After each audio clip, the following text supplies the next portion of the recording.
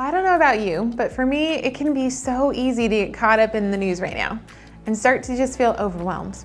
And many psychologists are starting to warn people to limit their news intake because it can cause anxiety, depression, feelings of hopelessness.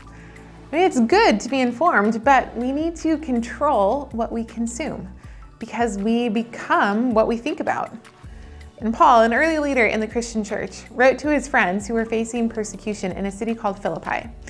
And he was already in prison for preaching about Jesus, and he didn't know if he'd be executed or not. And his friends were facing the same threat. And in the midst of this fear, this is what Paul writes.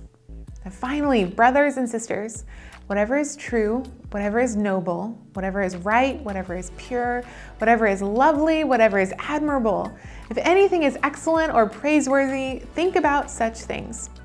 And whatever you have learned or received or heard from me or seen in me, put it into practice, and the God of peace will be with you. Now, Paul was telling them, don't focus on the fear in front of you, focus on the good.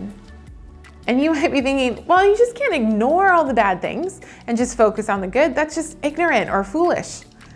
However, I think that's exactly what our brains need in order to see things clearly. That we all have what psychologists call a negativity bias. And the negativity bias is the notion that even when of equal intensity, negative things stick to our brains more than positive things. I mean, what do you spend more time thinking about? The 10 good things that happened to you today or the one bad one? I mean, negative things just tend to overtake our thinking, and we forget all the good things that are happening too. And in order for positive things to stick in our brains, we have to work twice as hard at remembering them. And unless we do that, we have a negatively biased view of the world and our situation in it. And Paul is saying, take charge of what you think about. It's not that bad things aren't happening, they are. But are there good things happening too? And if you want to drive yourself crazy, then just focus on the bad.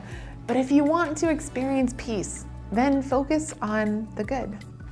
So today, instead of spending 10 more minutes watching the news, just take 10 minutes and think about all the good things that you're grateful for.